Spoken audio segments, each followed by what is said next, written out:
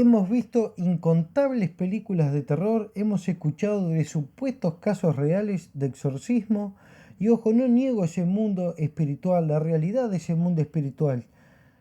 Sería muy ingenuo de mi parte hacerlo.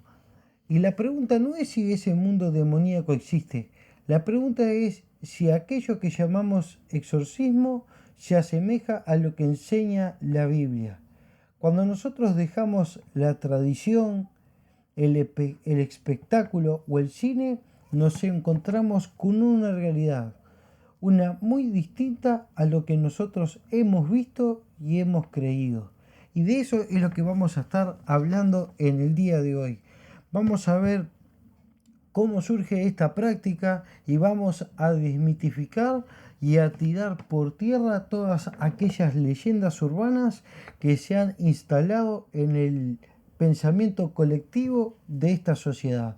Así que el primer paso vamos a ver cómo nace toda esta idea del exorcismo. Hay un solo caso registrado en la Biblia y eventualmente no sale del todo bien. Así que vamos a ir a la raíz de todo esto que empieza ya en el siglo I. Vamos a ir a Hechos, capítulo 19, versículo 13 al 17. Y vamos a ver eh, cómo arranca todo esto y es algo que ya se había instalado en la cultura de aquella época. En la ciudad de Éfeso, nosotros sabemos que el apóstol Pablo cuando pasó por allí, cantidad de personas se convirtieron al Señor y pasó algo muy particular. Todas esas personas quemaron cantidades enormes de dinero invertidas en libros en la hoguera. Y todos esos libros eran libros de magia, libros de hechicería, y se había instalado tan fuerte en aquella sociedad que había hecho estragos. Y después que esas personas se convierten al Señor, deciden dar ese primer paso de fe y quemar todos esos libros. Y repito, no eran dos vintenes el libro, era muchísimo dinero. Y allí pasa algo muy, pero muy particular. Vamos a leer la historia. Hechos 19, versículo 13 en adelante. Pero algunos de los exorcistas ambulantes judíos intentaron invocar el nombre del Señor Jesús sobre los que tenían espíritus malos, diciendo: Os conjuro por Jesús, el que predica Pablo. Había 7 hijos de un tal Esceva judío, jefe de los sacerdotes, que hacían esto. Pero respondiendo el espíritu malo dijo: presten atención. A Jesús conozco y sé quién es Pablo, pero vosotros, ¿quiénes sois? Y el hombre en quien estaba el espíritu malo se lanzó de un salto sobre ellos y dominándolos, pudo más que ellos de tal manera que huyeron de aquella casa desnudos y cubiertos de heridas. Hermanos, este intento de exorcismo salió mal, muy mal. Y esto ya nos abre el primer paréntesis histórico. Un historiador judío que escribía todo lo que pasaba de la cultura judía y se lo escribía particularmente a ciudadanos romanos, aquella cultura romana, relata un par de sucesos que realmente llaman la atención. Estas personas tenían un libro de cabecera que era el supuesto testamento de Salomón. Un texto que se lo atribuían al rey, pero que se había escrito hace 2 días prácticamente. Porque este libro data desde el siglo I hasta el siglo III que se utilizó. Y Josefo, este historiador, dice que ellos tenían ese libro de cabecera y utilizaban una historia que se le atribuía al sacerdote Eleazar, en donde usó unas raíces que supuestamente era de mandrágora y bueno, otros rituales más, pero que carecían de verdad y peso bíblico. Nosotros sabemos que Dios nunca aprobó la hechicería ni la magia. Y estas personas utilizaban este libro, que repito, era un libro que se había escrito prácticamente hace 2 días. Era un libro nuevito. Eh, el rey Salomón había muerto hace muchísimo tiempo y estas prácticas se le atribuían a ese libro. ¿Y qué decía? Bueno, básicamente decía todo lo que conocemos hoy en día sobre esta práctica del exorcismo, que tenía que conjurar a esa entidad por un nombre superior, algo que el apóstol Pablo también toca en el libro de los Colosenses, diciéndose, ellos hincharon vanamente en sus razonamientos, hablando de cosas que ni siquiera vieron, haciendo alusión a los ángeles. Y el apóstol Pablo ataca muy fuerte ese tema, y era prácticamente lo que pasaba aquí. Utilizaban aquel libro, conjuraban por nombres de una entidad superior, utilizaban artefactos mágicos como esa raíz y otras cosas más, algunos rituales escritos como recetas de cocina, que bueno, si el demonio era así, vos lo atacabas con este ingrediente y tenía que salir, cosas que el Señor Jesucristo nunca utilizó. Y este fue el primer pie en donde tuvo fuerza desde el siglo I al siglo III. Y estos hombres quisieron utilizar el nombre de Jesús como un amuleto. Nosotros recordamos lo que pasó con Simón el Mago, que él quería comprar los derechos del Espíritu Santo para hacerse rico.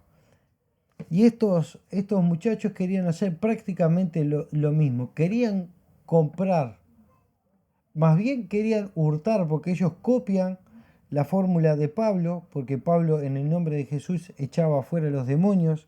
Y mira lo que dice el verso 15, a Jesús lo conozco y sé quién es Pablo, pero ¿ustedes quiénes son? Eso ya marca una pauta que la vamos a ver más adelante. Ellos querían, copiando esa fórmula, hacerse de mucho dinero, porque estos no eran monaguillos. Estas personas cobraban por echar fuera los demonios de las personas. Y querían utilizar este método para hacerse ricos. Y les sale mal.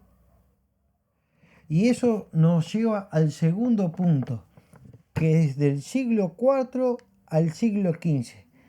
Y Agustín de Hipona pone el segundo ladrillo, porque él es un gran escritor. Él usa mucho la retórica, él es un maestro de la literatura y utiliza unas figuras literarias como por ejemplo la metonímia, y dice, no, utiliza frases como por ejemplo, silencia mis demonios internos, y hace referencia a las concupiscencias de la carne. Y nosotros sabemos que ese diagnóstico está allá en Gálatas 5, versículo 17, en donde habla de esa batalla, de esa puja entre la carne y el espíritu, que continuamente se están peleando. Y muchas personas, para no hacerse cargo de su responsabilidad, le atribuyen a demonios o a entidades demoníacas el mal proceder que tienen todos los días. Y Agustín, sin maldad ninguna, pone este segundo ladrillo.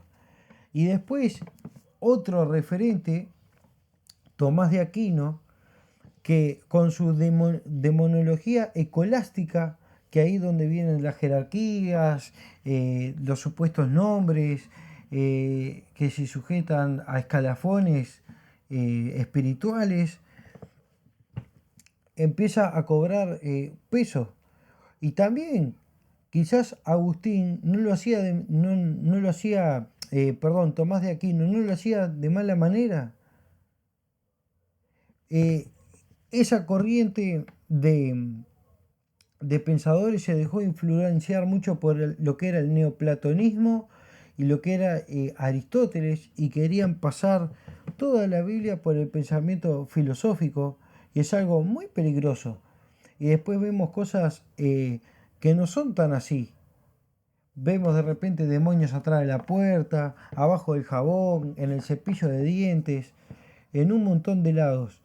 Y ojo, es como dije al principio del video, uno no niega la realidad espiritual, porque tampoco hay que ser necios, pero sí debemos tratarla como Jesucristo nos enseña, que más adelante ahora lo vamos a ver.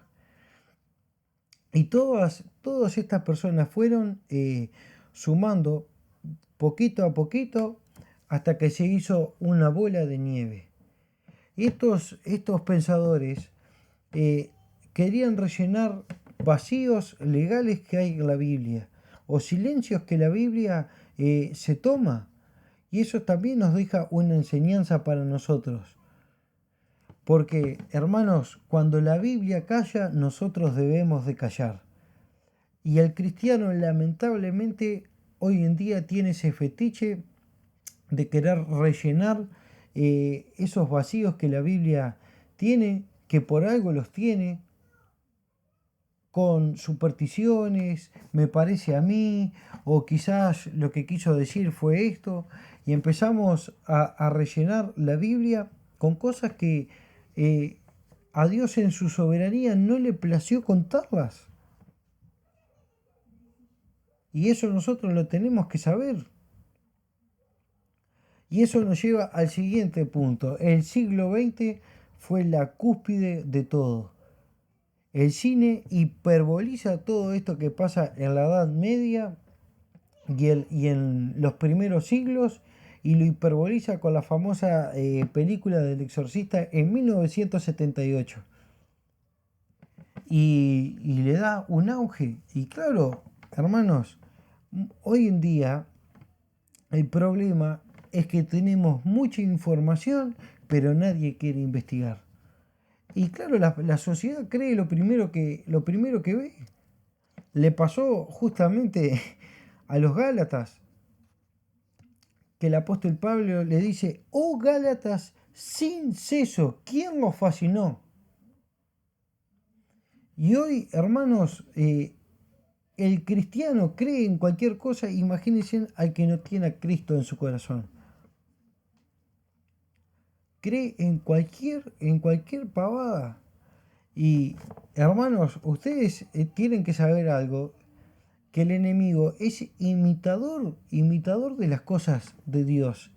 Y él seguro él va a querer hacer algún milagro o empujar alguna situación para que crean. Y ahí ya te enganchó.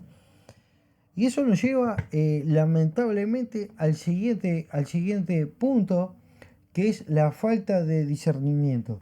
Y vamos a tocar un texto que lamentablemente la Iglesia Católica está involucrado. Vamos a ir allá a Mateo 17, versículo 17 también, y vamos a ver qué es lo que pasa ahí. Porque la falta de discernimiento en la iglesia y en la sociedad nos ha metido en un lío. ¿Y por qué digo esto? Bueno, porque hay muchas enfermedades de la mente que te hacen hacer cosas que perfectamente podrían encajar en una situación o en un caso paranormal.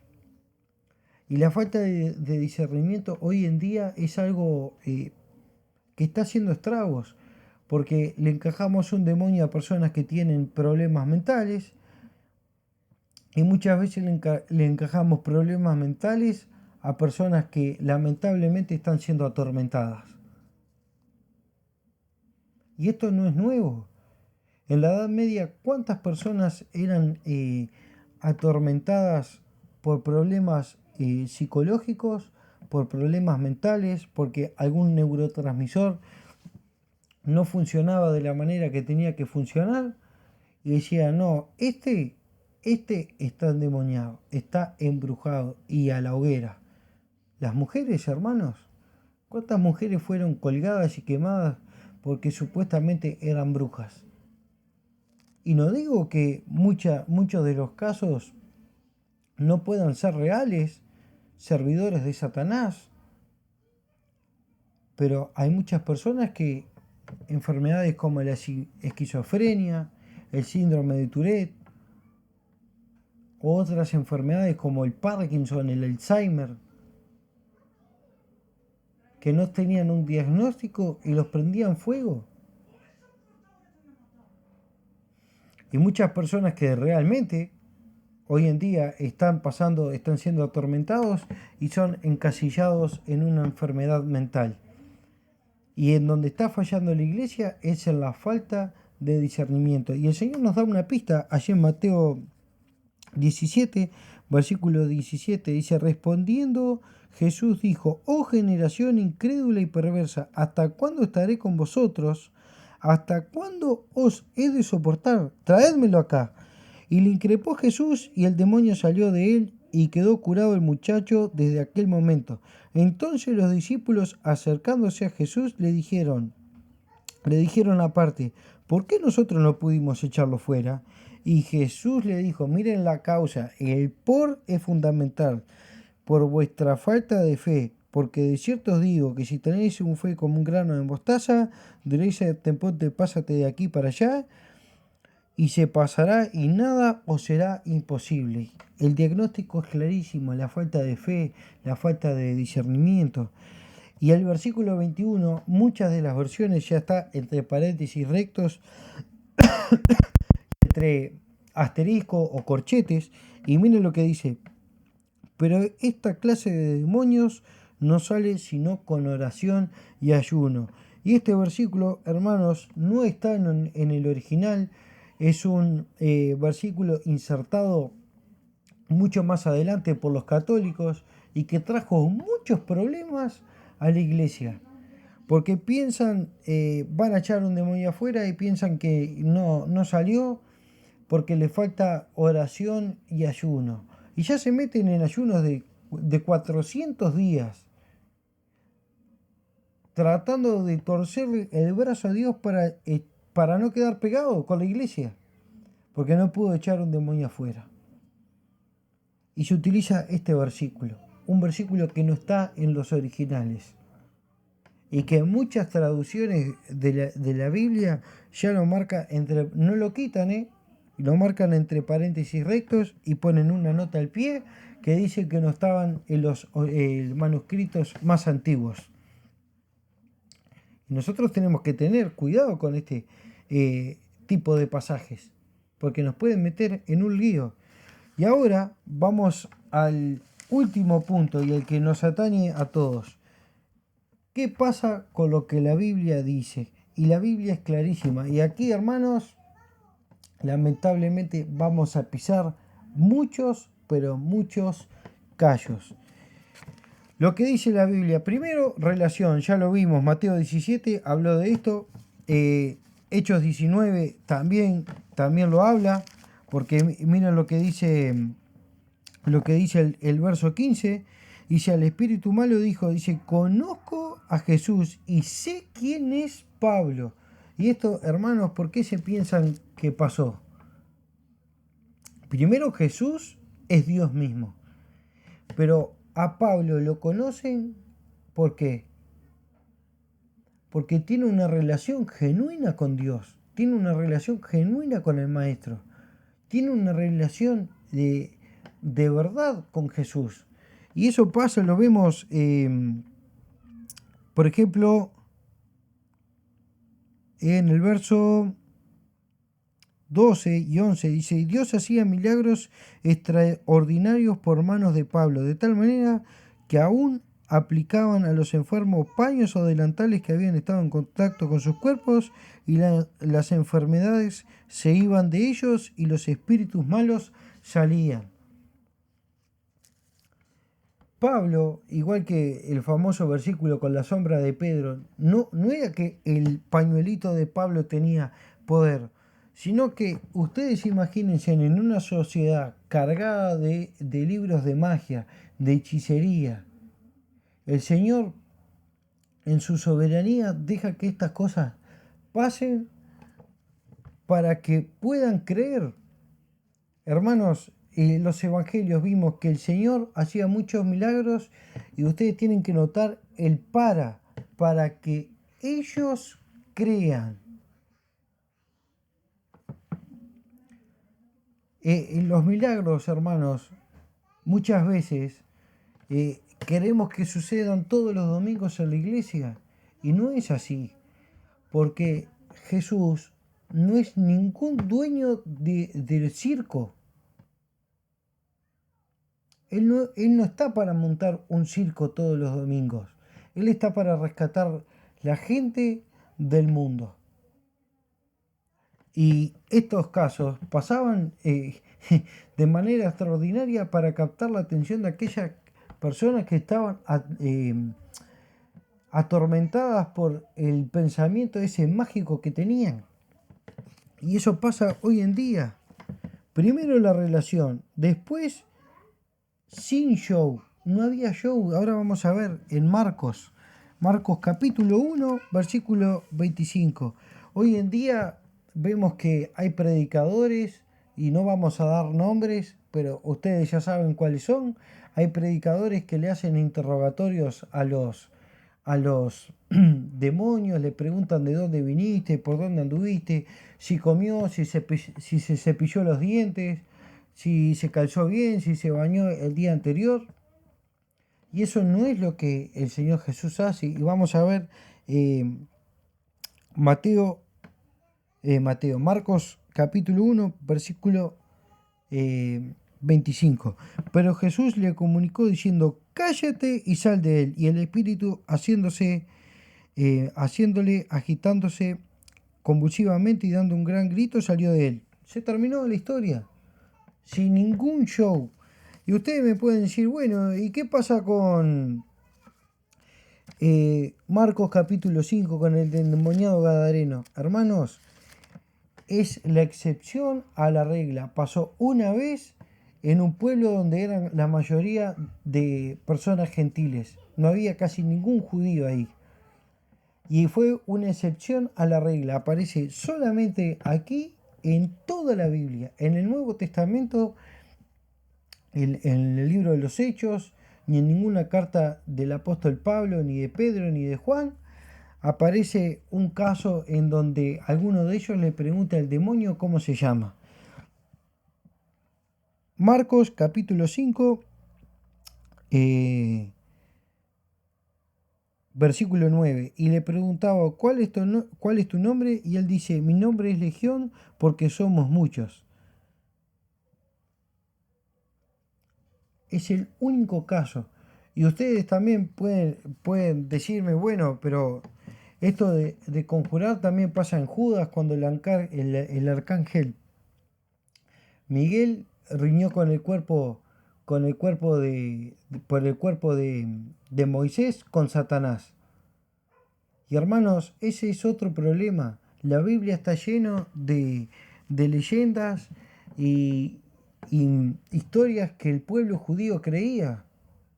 Y esa era una, que Moisés no había entrado a la tierra prometida, o no lo habían enterrado, o habían escondido su cuerpo, porque Satanás ejercía un derecho legal sobre él. Y son cosas que el pueblo judío creía y los escritores utilizaban para defender o mostrar un argumento. Pasa también con el tema de la ley escrita por los ángeles en Hebreos 2, en donde el escritor de Hebreos dice, ¿ustedes creen que los ángeles entregaron la ley? Bueno, Jesús es mayor a los ángeles. Y él utiliza esa historia como un argumento para mostrar una verdad bíblica. Y nosotros tenemos que entenderlo todo eso.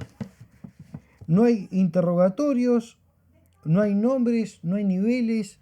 Hermanos, lamentablemente, hoy en día las personas van a la iglesia a ver un show. Y bueno, el predicador que está de turno muchas veces no es ningún tonto y capta eso. Y empiezan a preguntarle de dónde viene, si se ató bien los zapatos, si se cepilló los dientes, si tomó agua, si no tomó agua.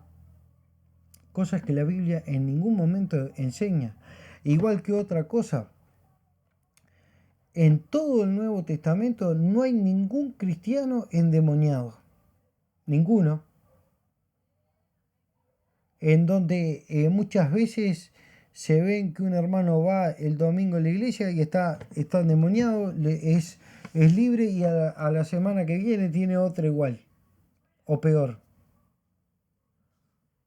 Algo está pasando ahí. O ese hermano nunca se convirtió, nunca le entregó la vida al Señor, o está fingiendo. Porque donde está el Espíritu de Dios no puede haber otra entidad. Si Dios está en nuestra vida, ¿alguien va a sacarlo de la oreja a Dios de nuestro corazón, de nuestro cuerpo? Nosotros somos templo del Espíritu Santo. Y el Espíritu Santo es Dios. ¿Cómo va a venir un demonio a sacar de la oreja a Dios mismo de nuestro ser? Hay que estar medio chiflado. Y eso, hermanos, nos lleva a lo último. Que no hay misticismo,